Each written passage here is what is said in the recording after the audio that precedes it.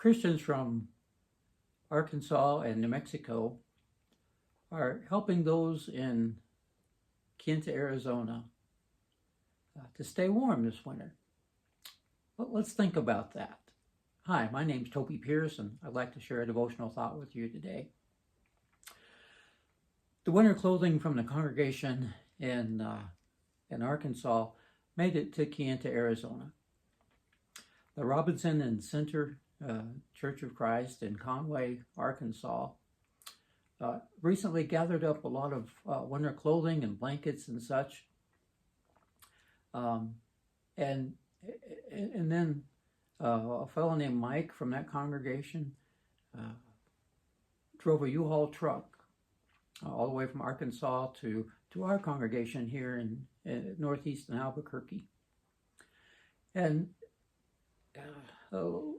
our minister Logan met him at the building, and then after unloading the U-Haul truck with all the stuff, Logan followed him to turn the truck back in, and they went to lunch together. Then Logan took him to the airport so that he could fly back to Arkansas. Well, then in the few days that followed after that, and members here at Northeast added to what was some of the winter clothing and blankets and such. And then this past Monday night, Roy and Brent packed up all the winter clothing and everything, and then Tuesday they delivered it to Kenta to help the congregation there. Well, there's another congregation in Arkansas that's been helping the congregation in Kenta as well. You might remember that back in July, there was a bunch of folks from Farmington, Arkansas. And yeah, I'm saying Farmington, Arkansas. I know when we think of Farmington, we think of Farmington, New Mexico, but there's a Farmington, Arkansas, and they came from there, and they came through last July on their way to Kenta to put on a vacation Bible school there in Kenta. And the members here at Northeast gave them a place to spend the night and fed them and all, and their houses and such. Well, that's two different congregations in Arkansas. They're about 160 miles from each other.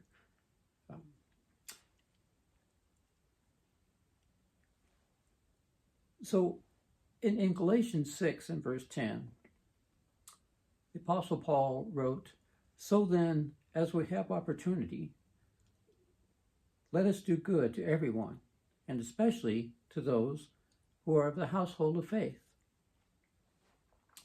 Doesn't it make you feel good to have a part in blessing someone, in helping someone to get a blessing really from the Lord?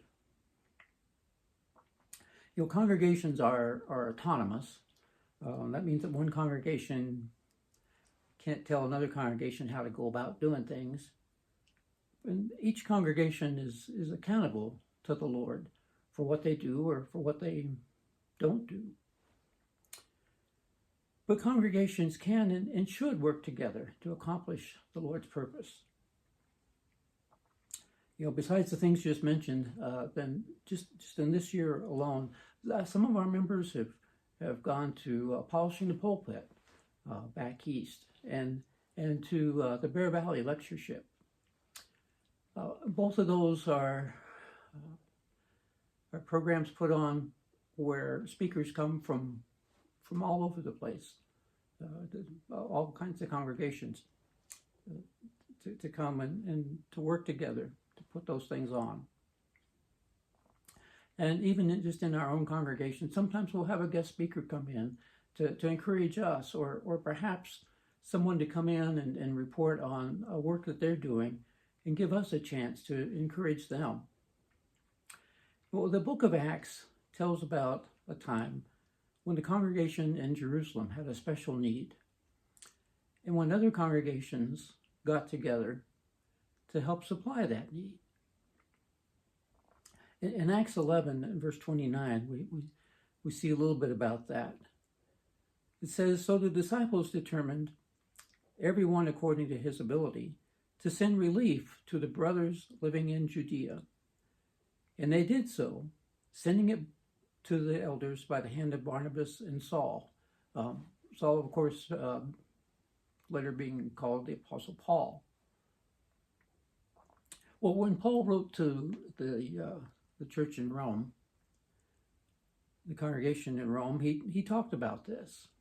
In Romans 15, I'm going to begin in verse 24. It says, "I hope to see you in passing as I go to Spain, and to be helped on my journey there by you, once I have enjoyed your company for a while.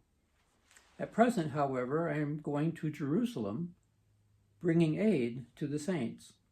For Macedonia and Achaia have been pleased to make some contribution to the poor among the saints at Jerusalem. For they were pleased to do it, and indeed they owe it to them. For if the Gentiles have come to share in their spiritual blessings, they ought also to be of service to them in material blessings. When therefore I have completed this, and have delivered to them what has been collected, I will leave for Spain by way of you. I know that when I come to you, I will come in the fullness of the blessing of Christ." A key concept in that passage is that having been blessed with spiritual blessings, it's appropriate for us to bless others, both with spiritual blessings and with material blessings. And Paul also told the congregation in Corinth about this event. In 2 Corinthians chapter 8, beginning of verse 1, we read, "We want you to know, brothers, about the grace of God that has been given among the churches of Macedonia. For in a severe test of affliction, their abundance of joy and their extreme poverty have overflowed in a wealth of generosity on their part. For they gave according to their means, as I can testify, and beyond their means, of their own accord, begging us earnestly for the favor of taking part in the relief of the saints. And this not as we expected, but they gave themselves first to the Lord, and then by the will of God to us. They gave themselves first to the Lord."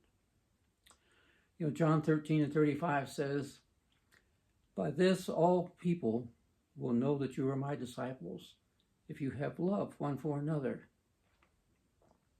And so again, in Galatians 6 and verse 10, "So then, as we have opportunity, let us do good to everyone, and especially those who are of the household of faith." Think on these things, and I hope you have a blessed day. If you would like more information, or if you'd like to participate in our Bible studies and worship services, we would love to have you come join us at the Northeast Church of Christ in Albuquerque, New Mexico.